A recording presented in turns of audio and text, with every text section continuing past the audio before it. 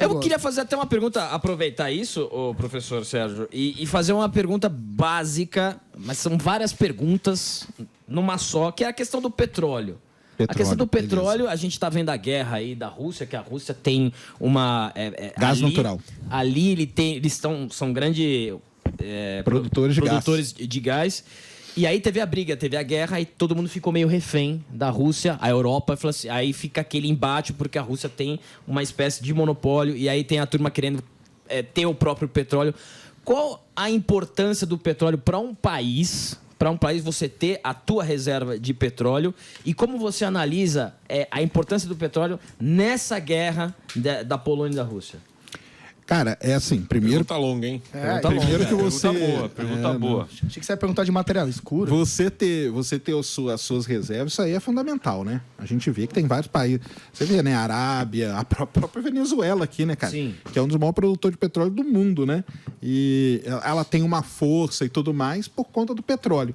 Então, você ter o seu petróleo é muito bom. Você saber produzir o seu petróleo é muito bom.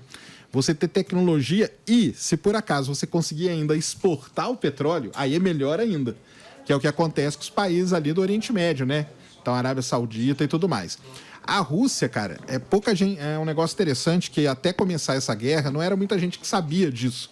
Porque ninguém nunca fala da Rússia como produtora de petróleo ou de gás, né? Você fala muito da Venezuela, você fala da Arábia Saudita, você fala dos Estados Unidos e tal. Mas a Rússia é uma das maiores reservas de gás natural do mundo. E por que o gás é importante? Porque a Europa ela tem um problema de petróleo. Na Europa não tem muito petróleo. O petróleo da Europa fica ali no Mar do Norte. Quem explora muito ali é a Noruega e o Reino Unido. Mas é óleo, é um óleo meio pesado, parecido com aquele da Bacia de Campos, não é bom. O gás natural é excelente, porque você enfia um gasoduto ali, joga esse gás para a Europa, e aí o que o pessoal usa pra caramba o gás lá? Para aquecer. A Europa tem um problema sério com isso, cara. Inclusive, a guerra na Ucrânia interrompeu o segundo gasoduto que estava sendo construído lá na região. Né? E aí você coloca a Rússia, que é um player super importante nisso, numa guerra, e com vários países fazendo sanções na Rússia, a Rússia fala assim, beleza, tá fazendo sanção para mim, cara? Então pronto, eu corto aqui, ó. Aí, quer dizer que acabou o mundo e tal? Não, a Alemanha, se não me engano, já falou que vai reativar umas minas de carvão.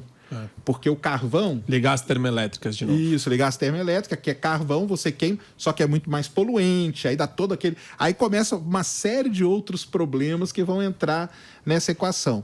Então, assim, por que a Rússia ela faz tanta guerra com aqueles países ali?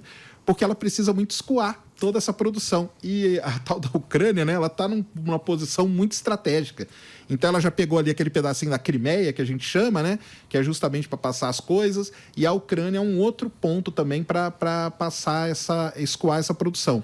Então, assim, cara, é muito importante. E o petróleo, se a gente for ver recentemente, ele é quase que o principal fator das últimas guerras. Você pega a Guerra do Golfo, por que aconteceu a Guerra do Golfo no começo da guerra, na década de 90, né? Porque você tem o Kuwait, que é um país minúsculo, só que é um dos maiores produtores de petróleo no mundo. E aí você tem o Iraque do lado, também é um grande produtor. O que o Iraque fez? Invadiu lá. Aí os Estados Unidos entrou na briga. Por quê? Os Estados Unidos queria aquele petróleo ali. Entendeu? Hoje, os Estados Unidos está mais calmo. Que está autossuficiente. Já está autossuficiente, porque os Estados Unidos ele teve durante muitos anos uma briga para produzir petróleo nos Estados Unidos, num estado famoso, chama Pensilvânia. Tem muito petróleo ali, mas o petróleo ele fica incrustado ali num tipo de cimento. E para você produzir isso, você tem que fraturar a rocha. E esse negócio de fraturamento de rocha causou seríssimos problemas, porque na hora que você fratura a rocha, esse gás que está preso ali, as bolinhas de gás, elas podem migrar para o lençol freático. E aí contamina a água. E os Estados Unidos demorou anos para dominar essa tecnologia. Quando dominou, aí começou a produzir na Pensilvânia. Eles chamam de fracking, né? É o fracking e o que a gente chama é o tal do shale gas, que é o shale gas da Pensilvânia. E isso que deu esse alívio para os Estados Unidos. Então você vê que, por que os Estados Unidos na Guerra do Golfo estava tão preocupado? Cara, e agora ele está meio que de boa. Porque agora, cara, ele tá ali, ele tem o petróleo dele, ele é autossuficiente. Inclusive, cagando para falar, falar o português, claro. Exato, a polêmica em torno do governo Biden é que o Biden, na campanha dele, falou, vamos banir o fracking. Só que banir o fracking significava, então você vai ficar refém de reservas de petróleo e de energia de outros países. Aí ele, enfim, agora ele está lidando com isso, porque estava autossuficiente no governo Trump, deu um passo para trás, mas agora eles querem retomar, querem ver se retomam isso. E o que falta? Mas eu acho difícil eles banirem o fracking, porque o fracking hoje ele já está bem controlado. O pessoal sabe direitinho como tem que fazer para o gás não ir e contaminar as coisas. O lençol freático. Contaminar cidades também, exatamente. Alguns reservatórios de água. Isso aí o pessoal já dominou, tanto que está produzindo e está beleza. E o que